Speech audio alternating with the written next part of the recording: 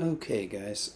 So I'm recording this specifically for a group of people over at community.ui.com. So if it doesn't fit your exact needs, I apologize.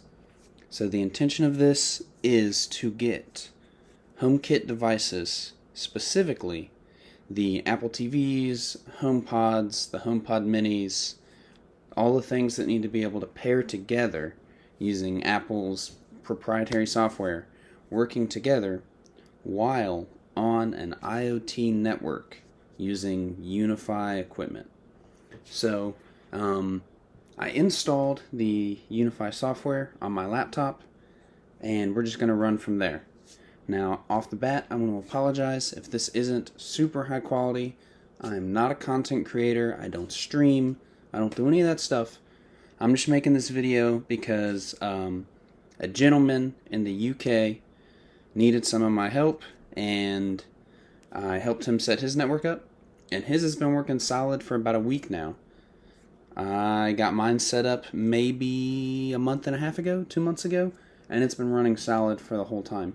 Whereas before that, my HomePods and everything else would just drop out maybe every 8 to 12 hours, depending on what my DHCP lease time was set for, is kind of what seemed to dictate the pattern. But anyway, all of that aside, this is basically a demo. There's no devices, as you can see. The topology, the dashboard, everything is empty. It is what it is. We're going to be working in the settings here. So, to start with, what we need to do is we need to create a few Wi-Fi networks. So let me pull my notes out. Here we go. So a lot of this information is going to come from an old article that used to be hosted by Ubiquity. Right now they're cleaning up a bunch of their articles to unify, see what I did there, to unify some of their terminology. So I don't know if this article is down permanently or if it's down temporarily, but I've done it enough times. I've got most of it in my head. Well, I got all of it in my head. And then I'm also using some pointers from Robbie H., who is very active in the Unifi community. He might be an employee there. I don't know. I'm not on very much. So, but anyway, thank you, Robbie H., and whoever wrote that original article, I don't know who you are, but I thank you too. So, this is going to mirror my setup. Obviously, I'm not going to give you my passwords, but generally, it'll mirror my setup and Nick's setup in the UK. I'm on the east coast of the US. So, it's going to have 4 networks. We're going to have a general LAN network. That's where all your phones, your personal computers and laptops, all that good stuff will go. It'll have an IoT network. That is where all of your HomePods, your Apple TVs, your smart lights, your whatever else you want to put on there, all of your IoT equipment will go there. Third, and this will depend on if you need it, but third, I'm going to have a gaming network, and I'm going to call it gaming, and the reason for that is a lot of consoles only maintain open NAT status and full access to all of their features if UPnP is turned on. Now, I don't want that on my main network. If you don't know what UPnP is, don't worry about it. It's a setting that allows your games to open ports as they need to get back to their own servers and have full functionality. So UPnP is not a bad thing if implemented correctly. Unifi does have a way to target UPnP only to certain networks and then segregate those networks from one another. So I have a network called Gaming. My Xboxes are on it, and they're very happy there. And then lastly, I have my guest network. Now the guest network is a little bit tricky. There's some settings that are in the new UI and some settings that are in the old UI, and you do have to flip back and forth a little bit. I'm hoping that Ubiquity will get that cleaned up, but all the stuff you need is here. You just have to know where to find it. So let's get going. The first thing we're going to do is we're going to create our networks. So my LAN is here. Let's take a look at it. let me go to advanced. Yeah, the name is LAN. It's enabled. Does not need a VLAN. We are going to turn on IGMP snooping. That's very important. We want to be able to pick up multicast information. That's how everything is going to work together. So we'll turn that on. All of this is good. You can change your DHCP range to be whatever you want, depending on how many static IP addresses that you think you might need. That's totally up to you. DHCP guarding, off. All of this I have off. And yeah, that's pretty much it. So bam, there's our first network. Very nice. Let's add our second network. So this is going to be our IoT network. So let's get in here. So for the IoT network, you want to name, and I'm using a 192.168.something.1 scheme with a CIDR of 24. None of that, if you don't know what that stuff means, that doesn't matter. But this is your CIDR right here. For those who are not IT by trade, this basically is a notation that lets you know how many available addresses will this network have, or how many devices can you have on this network. It corresponds using some math to how many addresses you have available. Don't worry about that. If you want more addresses but you don't want to go crazy, just Google a CIDR cheat sheet. Please excuse me. That's CIDR. CIDR.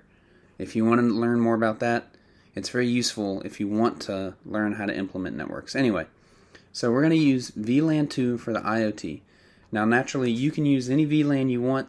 That's okay. We're going to use 2 for simplicity. So our 192.168.2, because we're using VLAN 2, .1 is going to be the virtual, I've got air quotes here, the router for this VLAN. Really, all the information will come back to your USG or your UDM, so don't worry. And then 24 lets us know the addresses that we have. So let's turn on the IGMP snooping. We're still going to want it. All of this stuff is still as good as it ever was on the LAN. No worries. Now let's apply. So we're going to add one more network. This is going to be our gaming network. We're not worried about VPN settings. Let's go down to advanced. So a VLAN ID of 3. Let's turn on the IGMP snooping. I don't know that the IGMP snooping is necessary for the gaming network. It probably isn't, but it won't hurt to have it on because it's isolated from everything else. Now, if we were in a huge deployment, we would actually turn off as much of the broadcast and multicast type traffic that we could, but we're not. So don't worry about it. So here's your gateway. Your DHCP range is here again. If you want all of your consoles to be on static IPs, you could add them here, but I wouldn't worry about it because you can set the IP to be the same, but the console will still think it's on DHCP.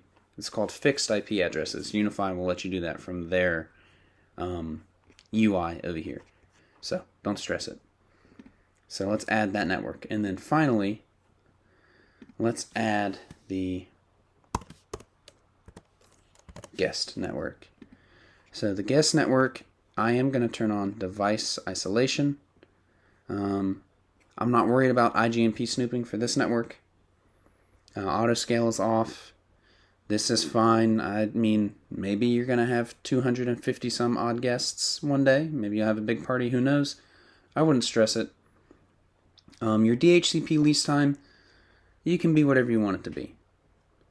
So if you were setting up a guest hotspot, then your lease time could be set to 8 hours, 100 days, whatever you want. We're not going to do the hotspot because this isn't a actual business network, and we're not handing out vouchers or anything. But I'll show you how to make sure it's got a good password and all that fun stuff. So let's create corresponding Wi-Fi networks. So this Wi-Fi network, we're just going to call it LAN. Now, you would really name it, whatever you want. So if your name is John Smith, you can name this Smith Wi-Fi, whatever you want. But this is going to correspond to your main network.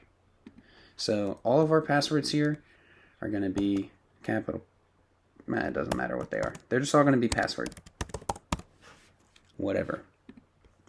We do want it to broadcast 2.4 and 5. That in this basic. In this basic setup, we're going to turn on multicast enhancement.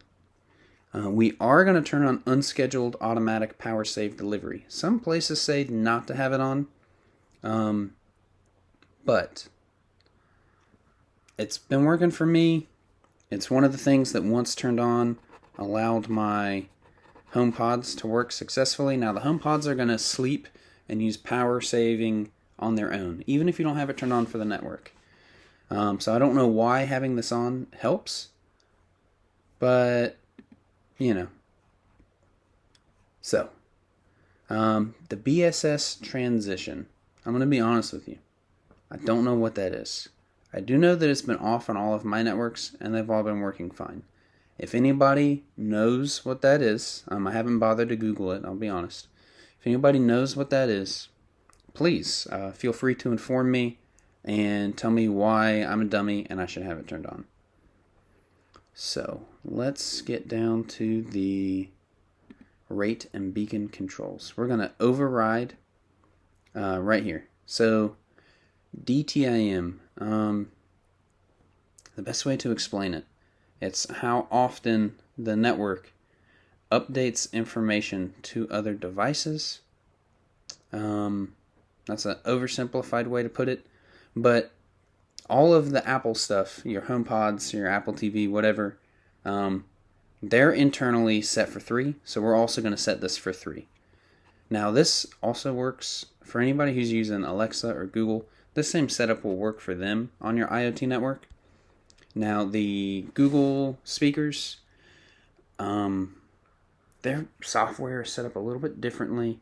All of them will work, but when you pair them in stereo, I've got like a 90% uptime when paired in stereo, but not 100%. That's one of the reasons I've been switching over to HomeKit from Google Assistant. So it's something to do with the implementation of how they speak to each other over there using multicast. So, your mileage may vary. Mine's been fine. On my old USG, I had 100% uptime because I could enable a MDNS repeater, but in the UDM, without going crazy and doing all kinds of stuff, I can only get a MDNS reflector. That's perfectly adequate for the HomeKit stuff. Doesn't seem to be what makes Google happy. So I don't know if it's a deficiency in the way the software is written or just a different way of approaching, all their stereo pairing.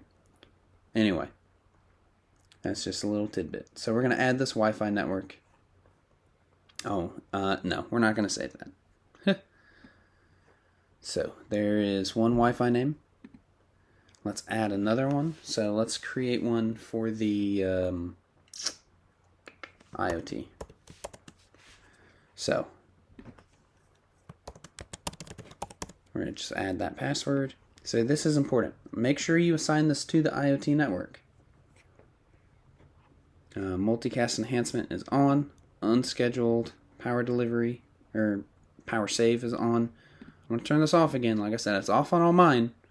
But if you know why it needs to be on, feel free to let me know. I don't have fast roaming on anywhere.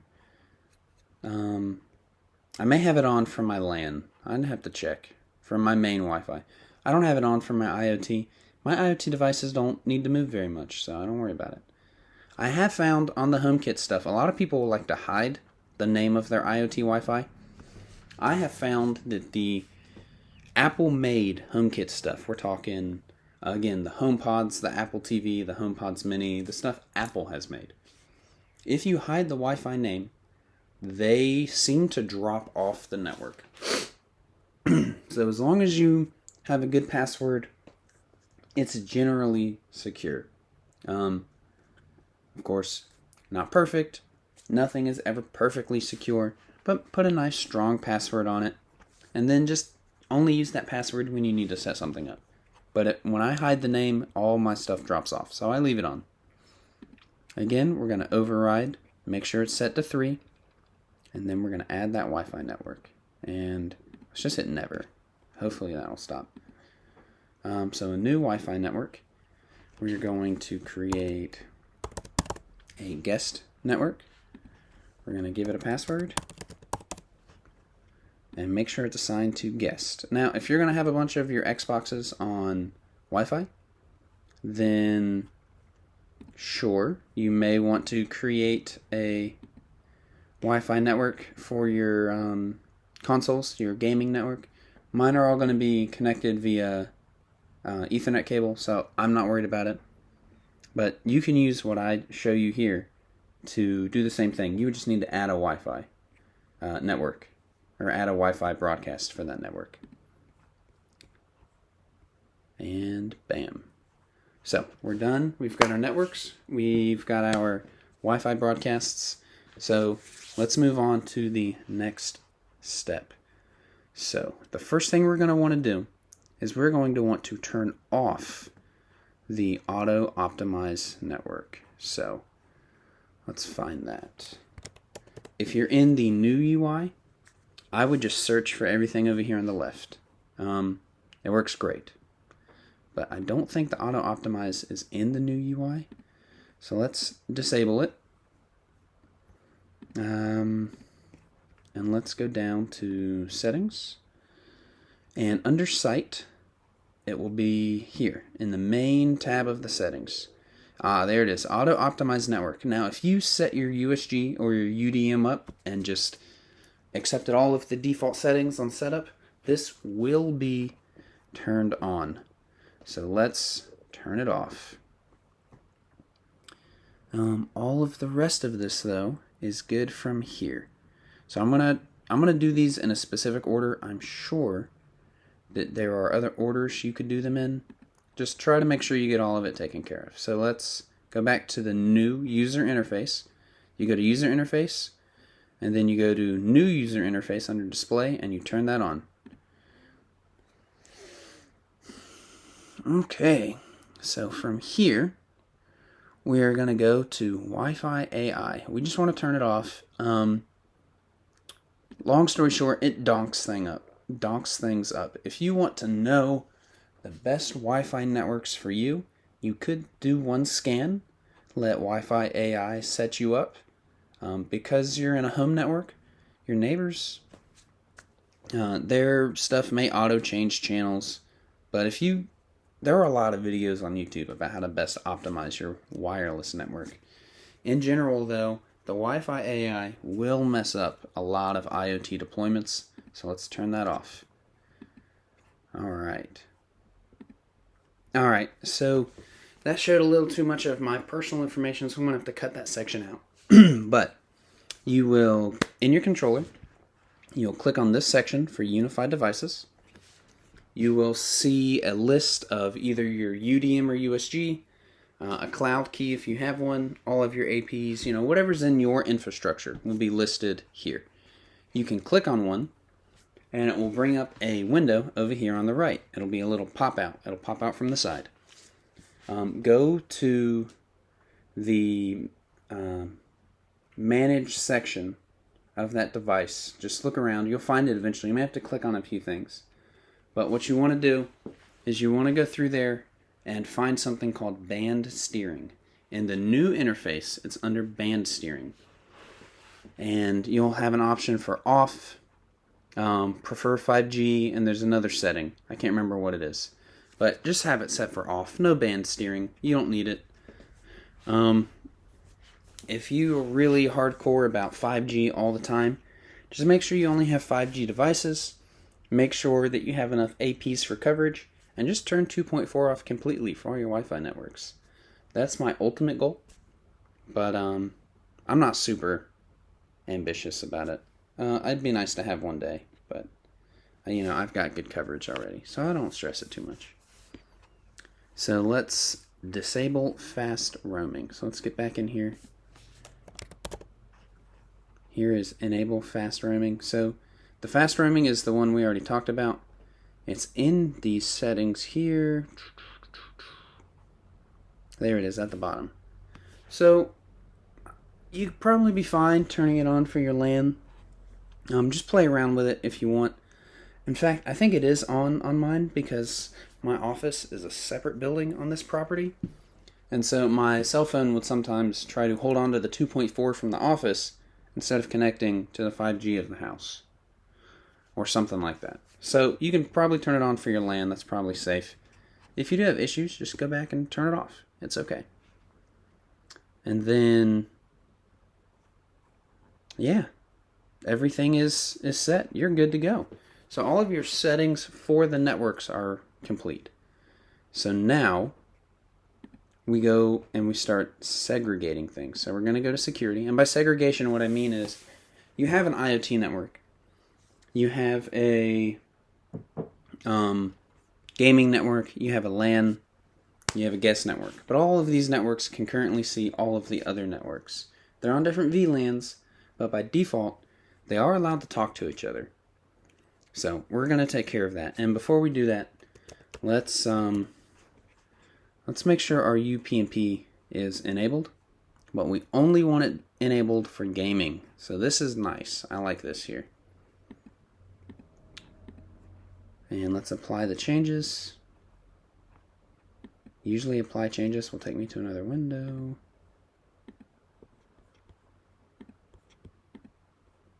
Alright, I'm going to cancel it. This might be because I don't actually have any APs. So, this part may not work, but this is where it is. Go to Advanced Features, go to UPnP, and turn it on. Let's try it in the old settings. See if it'll let me. Do it from there. So from here, part of what we have to do will be in the old settings anyway. So let's see. I gotta remember where this is. I think it's under Services. MDNS. Oh, so MDNS here under the old services. This is why it's not working, because I don't actually have a security gateway or a Dream Machine hooked up. Under the MDNS, please make sure that this is clicked to on. There'll be an MDNS reflector service. I can't remember exactly what they title it, but make sure that's on. UPnP, same thing. Make sure that it is on. And then in the new settings, like I showed you, just turn it on for the gaming site. So let's go down to networks while we're in the old settings. This is important. If you try to do this from the new settings, your guest network will not work the way you want it to. Alright guys, I had to make another cut. I apologize for that, just cutting out some extra information. So this is actually in the wireless network section. So we'll go to guest, and let's make sure that apply guest policies, such as the portal, is off. If that is on, but you don't set your portal up, and you don't need a portal on your home network for your guests, you really don't. You'll have issues. Basically, they'll never be able to get on the internet. I'll put it like that. So, alright. So, from here, we're going to go. I prefer doing this next section in the new interface. So, if you create, just make sure that your guest network is set up like that. Oh, your automatically optimized network and Wi-Fi is still on. Let's apply changes. I thought we turned that off. There we go. So, that's off. Let's go to user interface, new user interface, and apply. So now we're going to go down here to security. We're going to go to Internet Threat Management. You can turn this on. Mine is off, but I only had it to monitor anyway. If you want it on, you turn it on. The base USG does not have the horsepower to handle this. It will choke up and have issues. Anything else, though, I think you should be okay. So we're going to go to Firewall, and we're going to create a handful of firewall rules. So let me pull out my notes on what I have for my firewall. Now, some of these may be redundant. I think I've got everything that's necessary, but if you see a better way to do it, feel free to let us know. I like the way that mine is done because I can see exactly what I'm trying to do everywhere. And that'll make sense in just a second. So let's open up the firewall. So everything that we're going to do is going to be in LAN in. So the first thing that we want to do is create a new rule. Now there are, if you have a Plex server, the way I have my Plex server set up is that my server is on an unraid, and the unraid hosts nothing but Plex. It's on my main LAN, and then I've opened specific ports to specific IP addresses on the IoT network. So there are a few Plex ports that are necessary, and I'll show you how to do that real quick, but I'm not going to type them all out.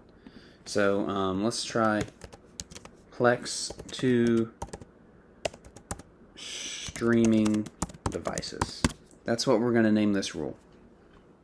So this action is going to be, take a look at it.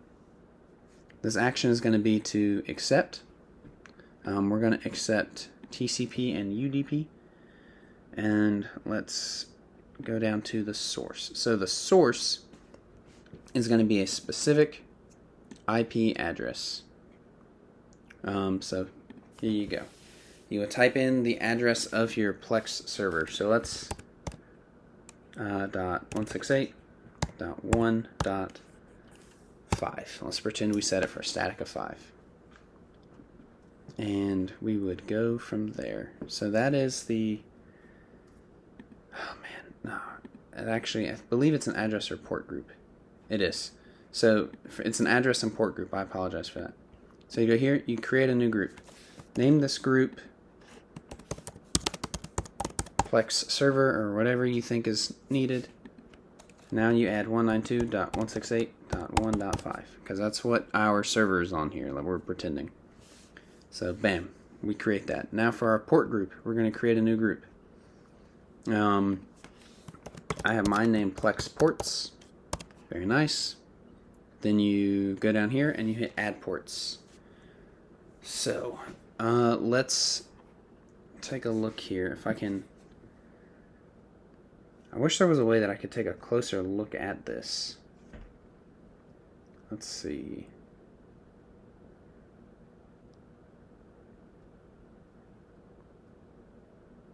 Yeah, there's no good way for me to look at that grouping. But there's a group, there are 10 Plex ports. Let's see if I can find them real quick. Let's do a quick Google search.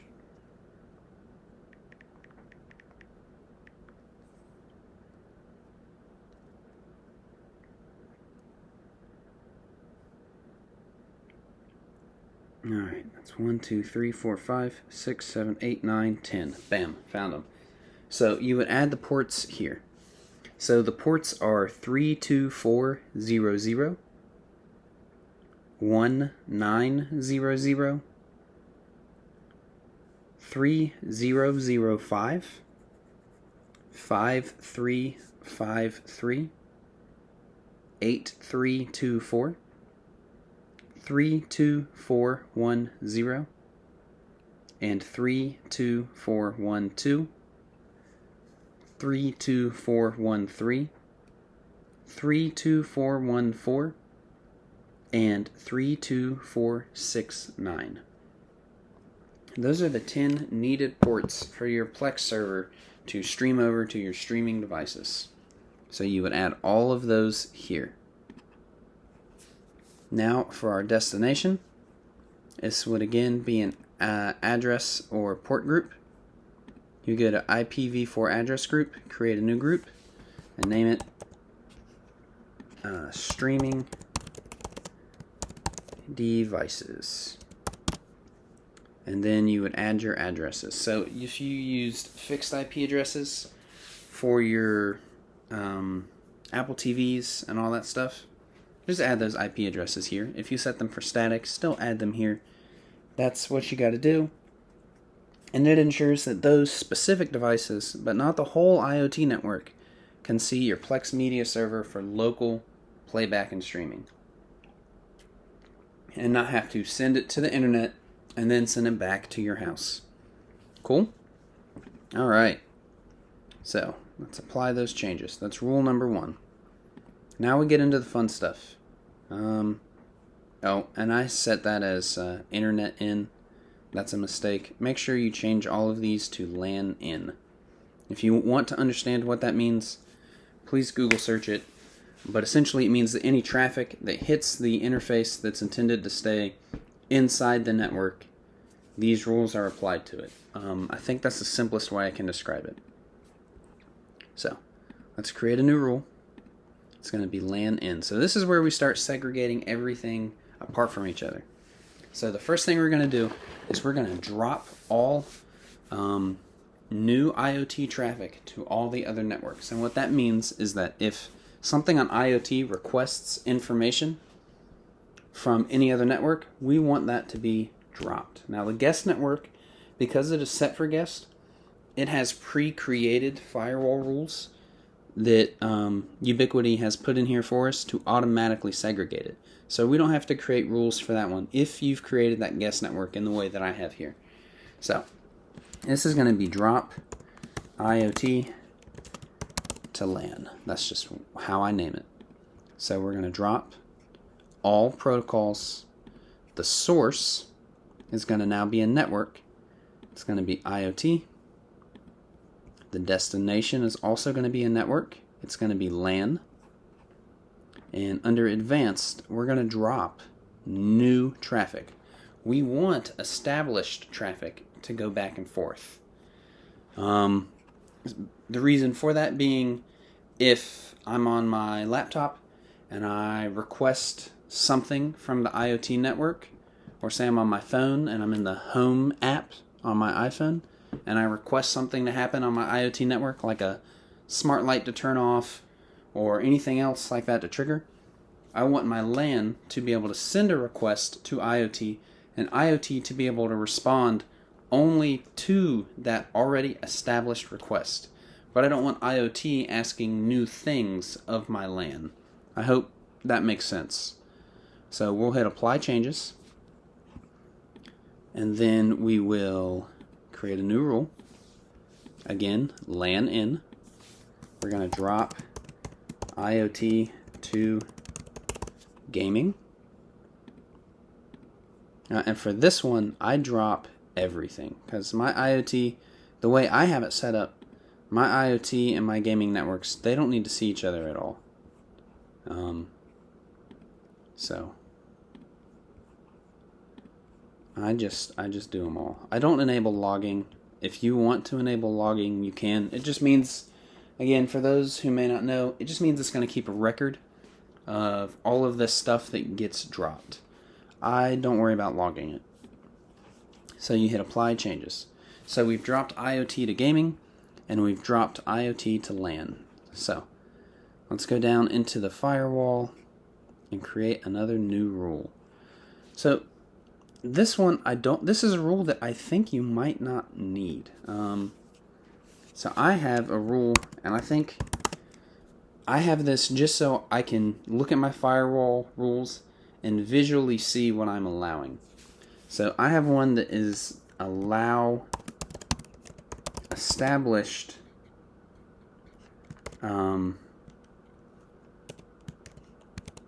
LAN to IoT. I think is what I have it called. Or maybe allow established IoT to LAN. Something like that. So I have it set for accept. The source is going to be IoT. The destination is going to be LAN, but the only thing that's accepted are, established and related. So this will allow established and related traffic to go back and forth. And that would be where you're requesting your smart lights and all that stuff. So in the original documentation for how to set up an IoT network that used to be hosted on a Ubiquiti website that is no longer active, it's still effective information. All they do is drop the new traffic from IoT to LAN. So this one rule that I created probably is not necessary, but I do have it created on mine, and it is working as intended with all my devices talking to each other. So take that with a grain of salt. It may not be necessary. If you don't want it, you can probably leave it out safely. So lastly, I want to drop, well, it's not really lastly, I want to drop gaming to IoT. So, and again, some of these rules, they may be redundant. That's okay.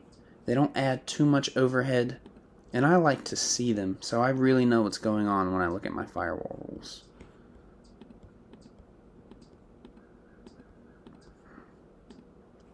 We'll hit apply changes. That's there. So now let's add, oh, we forgot to change that to LAN in. Silly me. Okay, apply changes. So now let's create a new rule. So LAN and gaming also do not need to see each other. So we're going to drop it. LAN in. So, and that's because I don't want the UPnP poking any more holes than it has to on the local network. I just wanted to open ports for the Xbox going to the internet so that all of its servers can do what they need to do. So drop gaming to LAN. Let's see. Now, if you're somebody who likes to do your Xbox streaming back to your Apple TV, there is a way to do that. I think it's called OneCast. Can't remember the name of the app. Sorry, guys. But there's a way to do that. Or if you're a guy that likes to turn your Xbox on and off with the Xbox app from your phone, then maybe you don't want to do this. But I do it. It makes me feel a little bit safer to not have UPnP able to poke. Well, for me to have done what I can to stop UPnP from poking holes into my LAN. So we're going to drop LAN to gaming as well. Our source is going to be the LAN. Our destination is going to be gaming. And we're just going to drop everything. So let's review these firewall rules and make sure that we have everything that we need here. I want to double check. Because this is pretty important. You're building an IoT network for the segregation, right? So let's make sure everything's here. So Plex can get to our streaming devices. IoT can't get to LAN or gaming. We already know that guest is segregated by pre-created rules. LAN established established traffic can get from IoT to LAN. Gaming cannot get to IoT. Gaming cannot get to LAN, and LAN cannot get to gaming. Now, the order of these rules is important in the way that I have it set up, meaning that we want to drop the IoT to LAN before we allow established to LAN. So if you have that reversed, I believe it would allow almost everything. So let's see. Guys, I think that is it. I think we're good. Your network is now set up. Let's provision everything and then start adding your devices. So to add like a HomePod, you would just put your phone on the IoT network, add the HomePod, and set it up, and then go from there. And then when you move your phone back to your LAN, you're set. You should still be able to see it. You should still be able to get to all the settings, set alarms and timers as if it's on the same network, and your peer-to-peer error message should go away. Your synchronization issues between paired HomePods or HomePods paired with the Apple TV should go away. Yeah. Now, side note I do want to make, this is something I'm running into. If you're building a smart home based on HomeKit, the older HomePods do not support Thread, and they do not have the option to disable them as home hubs. So if you're wanting to be one of the cool guys that updates everything so that Thread is everywhere in your house and it's fast and instantaneous, you may have to chuck your old HomePods and replace them with HomePod minis. Because my Thread devices are moving at the speed of Bluetooth, regular Bluetooth, and yeah, it's not Thread speeds, but it is what it is. Sometimes you do have to pay the price of upgrading for current compatibility as software standards improve. That's not the word that I'm looking for, but you know what I mean. Anyway, guys, I hope this helps all of you, and I hope you're able to get your IoT networks up and running the way you want. You guys have a good one.